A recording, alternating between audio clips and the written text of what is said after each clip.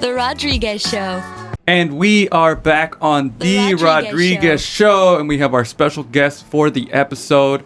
First, I just want to give a shout out to our friend returning once again, Mellowthing. How are you doing, bro? Hey, what's up? I'm doing good, man. Hey. Thank you for asking. Oh, of course, man.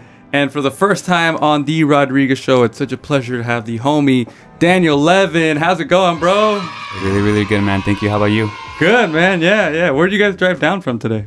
Well, he actually picked me up in downtown, so okay. It was a short drive, but Came from East LA. Oh, yeah. over there, That's where you stay at. Yeah, Yeah. MC and it's on the way. Lord Struggle. Nice. Shout out Lord Struggle. Yes. So the project is out July 6th, Ayala EP by Daniel Leven and Mellowthing. You guys have been working together on this for a while, actually, because I heard this a while back ago, right? Yeah, it's been probably a couple months, How long did it take you guys to make it? I think the tracks took like about a year, Mm-hmm. and then probably like another year of him writing. Really? Yeah. He had sent me a Google Doc link for a folder, and it had like 8 tracks on it, 8 instrumentals, and that was probably like before summer of last year, and I think originally we just wanted to get like one song out of the way, and then it turned out like, he's like, oh, we should release another one with it. And then at that point, I figured, like, why not I told him, like, look, can I just pick, like, 6 out of the 8? Yeah. He's like, go for it. And then after that, it was, like, a couple months of just, like, writing the thing. Yeah. And then it came to it. But, yeah, we weren't actually, like, in the same place when we were, like, getting these songs done. It was always, like, the music was always done. Yeah. And then he just kind of left the pocket open. And how does it feel now that you're so close to the release? It's exciting, man. I'm kind of nervous for it. Just for myself, just for it to be out. Yeah. Yeah, it sounds great. Before we get too into it, I do have some questions in more detail about that. But Daniel, I want to hear your story. How did you get started making music? I started making music, like releasing it probably in 2017. And before that, I had just like learned how to play guitar for a while. And then I picked up a little bit of drumming before I started kind of messing around and doing music with other people through high school. Didn't really take it seriously until like I left school, and I just wanted to just do music. That was like my main thing, but I just knew like I'll just fix my whole life to do music, Yeah, like you're set yourself up to be able to be a musician in the future. Yeah. Was there people, like certain artists or like groups that you were like, this is not want to emulate, but like you were inspired that if they did it, I can do it too, or like just stuff like that? Yeah, for sure. There's a couple artists like definitely who I don't listen to like a lot, but the way that they use music, for sure. Like I like Prince for sure. Like I haven't even heard that much of his discography, but what I know of him as a person is like that's what I want to do with music. And Nipsey Hussle's another good example. Yeah. And Kanye. Just people that do things their own way, right? Their own way, and using music more as like a means, for sure. And their music's dope. Their music just happens to be dope. This is what I think. Yeah. So like you said, so you're saying that are you using music as a means to something else, or is it? Yeah. Is that what is it? What are you using it for, or what do you want to build towards? I definitely want like the music to like liberate people in some way, whatever that means, and have people just think more freely, but also feel good. Yeah. Maybe like taking some old stuff and then like new stuff too at the same time. Introducing like old and new at the same time. Oh, so by using music as a means to something, your means like as a means to an experience of the person listening. Is that what you're trying to say? Yeah, like and have them just maybe feel more free, like thinking free after listening to the music. Like they can do whatever they want, or whatever it is that they want to set their mind to. But thinking outside the box, that's what it means. Like hearing something old, hearing something new, and trying to get some new ideas out of that.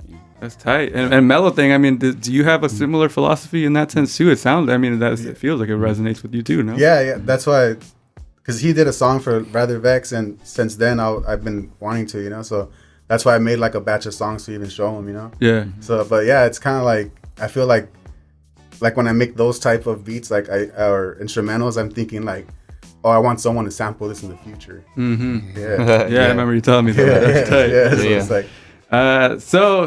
So when you guys decided like the music, when you heard the beats from Mellowthing, right? Was there ever like, hey, maybe there's an added element, or what I'm wondering is like, was the saxophone always there? That's kind of what I was trying to figure out. That one came like last, like that one for sure. Like we got the vibe of the song, and we were like, it needs like an epic fucking climax. You know what I mean? Something to even like just tie it all in. Even we made it the intro and whatnot. Yeah. Shout out to Edgar Guadiana. I think he's a local saxophone player, and he's been doing his thing. I think he just got back from a European tour, so shout out to him. But he's on that first track, and then he also you hear that same solo again like towards the end. It's pretty sick. It was like one of the last things we added. I could tell that it was like it made the project much more cohesive, just having that intro and that outro. Definitely, because I always just wanted something like that, and even like trying to get someone to do it was kind of tricky, like to even find someone to be down, you know what I mean, or that didn't care like what we did with it for the most part, you know what I mean, for the most part. It's really jazzy. So I like what he did on it. Because a lot of people, them players, they're like attached to their shit, you know. They're like real players, you know. They really care about what they're trying to, they didn't write this for like fun, you know, or whatever it is, you know. It's like a real skill for them. That's dope. Well, and so you said it was like tricky. Was it you had to track them down? I hit up like a few, you know, and then some of them were like flaky and wanted me to Uber them from the valley and stuff. Bro, it's like a $200 ticket, bro. I can't even pay you to play after that. You know? No, we got lucky. We got lucky with Edgar, honestly. With what he did. Because he went him through a connect from the guitarist, keyboard from Katsuoso. That's like his homie. He's from East LA and all that. Oh, okay. So I just hit him up like, hey, because he plays trumpet. His name's Gil, and he's like, bro, I can't play sax, but I know someone, and he plays with this band called Twin Temple. They're like a goth like R&B. That's the group he was in Europe with. Wait, they're a goth R&B rockabilly. So he does his thing. I trip out on him too. They're like doo-wop goth. It's a trip. What? Twin Temple. Upside down crosses and everything. Straight up. That's crazy. So one of the things about the project stands out was the cover art. What went into the decision to place that picture on there? Oh man, that's a picture of me. That was like last resort. And he knows that too. We actually like, it's funny, but we went through like 4 or 5 like models before ever like landing on that, because it became a whole thing in itself, where like it kind of postponed a couple things because we wanted an original photo, and we were both set on having a child on there, and it's kind of like a sensitive subject when you're trying to find a model. And like I had done that before with my own projects, but never using like a child. And I wanted to do it for like a couple of reasons, but I wanted a child's face on it because I felt like the project in itself is like an infant project. You know, it's like signaling like a birth, but then I really wanted whoever's face to be on it. I wanted it to like express like a concern, like to look at like at an invader, you know, somewhere. So the photo that I ended up using, I felt like it was just like the only thing that I had at the time. But I ended up working out because the expression looks kind of like scared. You know, it's like a baby holding. It's like looking into the world that it's going into. You know. Yeah, and I can sense that once you described it. I was like, hey, it was still a perfect picture for that. Yeah, exactly. Right. So, and then the border was also originally drawn by me, and then I had a homie have it like rendered and have it be like a border that you see now. So that's what it came to it. That's dope. Yeah, I mean, that's why I wanted to ask, because I know when people that work with Mellowthing, they think about every single thing, even the cover art. It's not just some half-assed thing put together. I can tell you put a lot of work into this. Yeah. And Daniel was mad picky too. Like even with like when we were mixing, like like he knows what he wants, you know. Yeah, it's good. No, it's good. He like I said earlier, he left me a real good pocket to work with. Like I said, because it was a different process. You know, he gave me the music, and I did feel like I had all the time in the world to get the music done.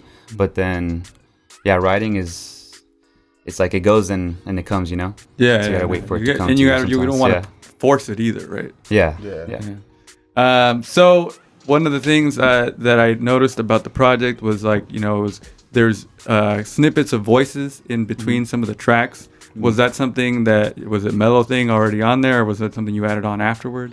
It was a little bit of both. Like I think he wanted to add some elements on the project too besides the music. Yeah. And I'm talking about Persico on the first track. Oh yeah, that one's my mom talking about when she had to leave like her kids in Mexico. Oh, okay. Yeah, so that one's like my mom, because I was reporter. She has crazy stories, you know. Yeah. Yeah, she was like a coyote, you know, and all that.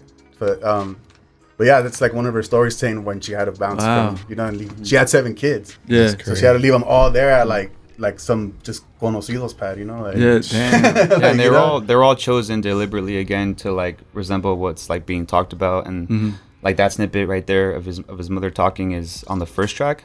And we talk about like separation and abandonment in the beginning before we get to a lot of stuff in the project. And the other snippet was at the end, at the last track, and that was a homeless woman that is actually in Santa Ana, and then I was recording her story when I was meeting her, and she was talking about a lot of things, but it was basically an older woman, Hispanic woman, from I think it was like, I'm not even sure. It was a state in Mexico, and she was just talking about how she made her tamales with water. Yeah. And in the track, that's what you hear her talking is like, she's talking about how to use the water to make the tamales.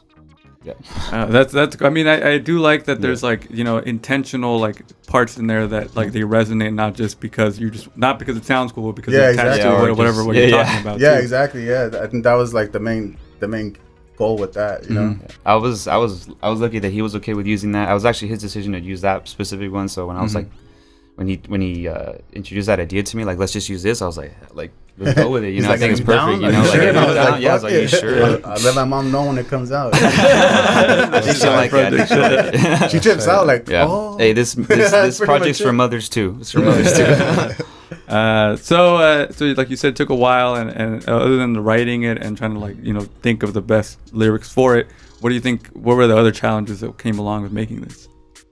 I think there wasn't really too much challenge, and because like we said, like the stuff was like made, and then he worked around it. Yeah. I think like the only challenge was like the cover, basically the cover, and then just like trying to figure out like how to release it and stuff, you know, like those kind of things, because we started like to strategize about it, and then it kind of got away from us, you know, how we wanted to do it, and we were kind of like thinking big, right? But some of it's like not feasible right now, you know. Yeah. And then you know, everyone's anxiety kicks in, and it's like, okay, this is chill, this is, you know. Definitely. And we're still in the middle of it too, and it's like, it's trippy how it works out, just releasing stuff sometimes and then going with the motions, but. Yeah, no, and he's teaching me a lot too, honestly, like working with him, like I've been lucky just to like see other ways of approaching promos and stuff, so it's dope. Like I want this project to be out and you know, have it be like shared for a while to come before I probably release something else, you know. Another fat minute for me. So yeah, because I was gonna say, this is your first project in a very long time, and why did it feel like this is the right time to do it now, or what made it? For sure. Yeah, that's why I even reached out to him about it, because I felt like he had a lot to say, you know. Because like he's like, you know, he goes to protests, you know, does those things that, you know, that he talks about, you know what I mean, like all that. He's an activist, you know. So I think like to me it was like cool, someone that has something to say, you know, on that side, you know what I mean, and making it palatable too, you know, not like preaching to me and whatever, you know what I mean? Like, No, and even by following you on Instagram, I can see that like you are somebody that has intention to what you're saying. Like I keep saying that word intention, but it's true. Like you're not just speaking because you're mad about something. You are mad about something, but you get your point across in exactly what you're trying to say. So I appreciate that, and you can see that reflected in the work. So is there a favorite track out of all of them? For mine, I like it was the first one that started with Persicle. I just like that one a lot. For me, it was kind of like a sound that like I was trying to work to get for a while, you know, like, or at least try to mimic it, whatever I was coming from, you know. And then it was cool. MC played guitar in it. Because a lot of the songs. Shout out. So like a lot of the songs are like some spots are filled in with homies and stuff like that. Like like this one song, homie Saquon plays drums on it. That's the interlude. My favorite is probably Morelos, the ones that we're gonna perform right now. It changes, you know. I love all of them, but right now, just because we've been having to internalize it a lot recently, I like Morelos, probably my favorite one. Yeah, we've just been rehearsing it, you know. Well, we can't wait to hear you guys perform the tracks. I did want to ask you before we even get to that, what do you hope to accomplish now that you've gotten to this part where you're releasing it now? So what's the next step for you this year? After this is done, I definitely want to just keep rolling the ball on the music, and honestly everything besides the actual releasing of any more music. It's just like getting this project out properly.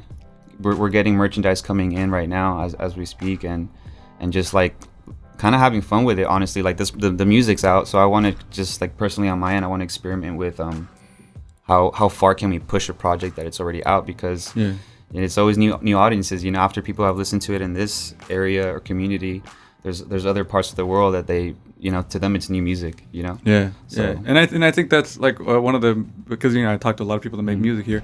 One of the biggest mistakes is they drop the project and then they're like, all right, I'm done. And it's like, no, like that's half Yeah. of the work Yeah. even. That's like you have to keep pushing it. Yeah. So, Like like making sure things see the light of day, I use that term a lot, but I'm like, I don't like to like release stuff and then they're just like no traffic, Yeah, and it doesn't exactly. have to come right away either. Sometimes so. I think like that kind of mentality is because it's like a solo sport for the most, like hip hop and Yeah, stuff, I you know. feel you. It's like a solo sport, so it's like you can really do a lot of it on your own. So like you have a lot of work, right? And so you could drop stuff. I got another banger tomorrow, or whatever. Yeah, You know what I mean? that's And- true. Yeah. And I think like since we're like players, and a lot of people I work with, like Ish and everyone else, like we're players, like we know like what it's like to fucking sit there and have to learn your shit, Mm-hmm. Yeah. and then and like really try to craft like playing and then a song. You know what I mean? And then, Yeah.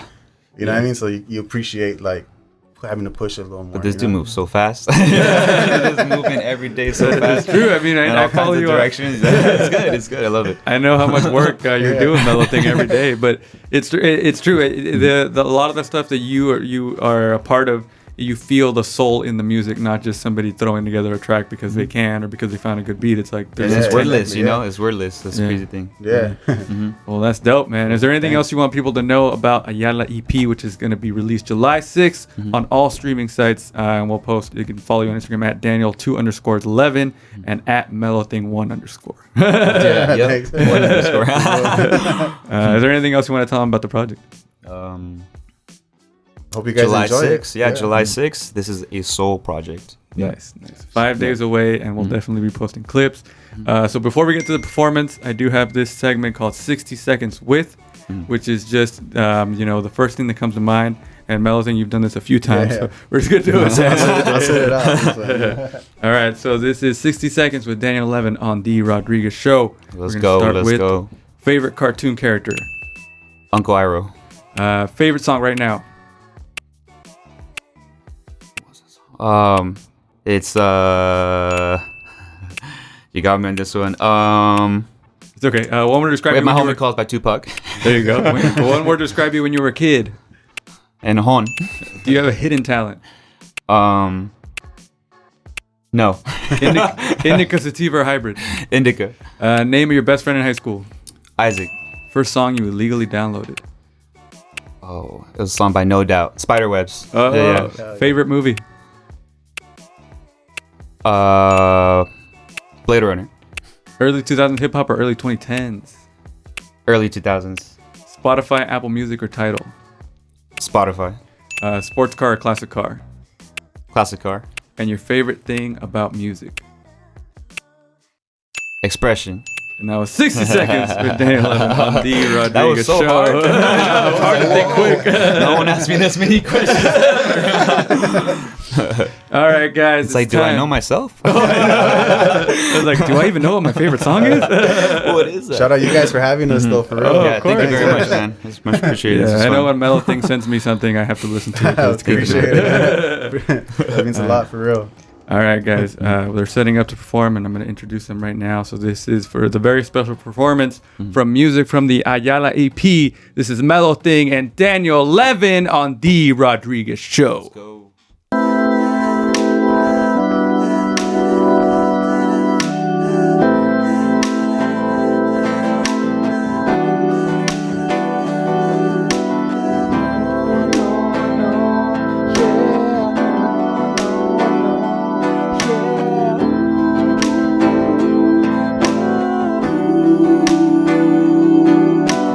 Entre las montañas encuentro tus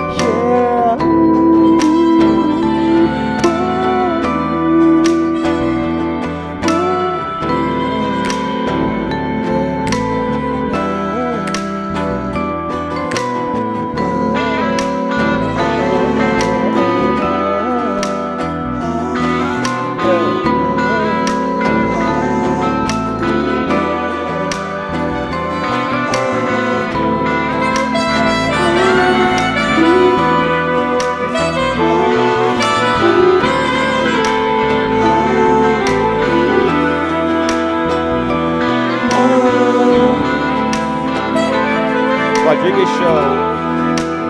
Mellowthing. What's up?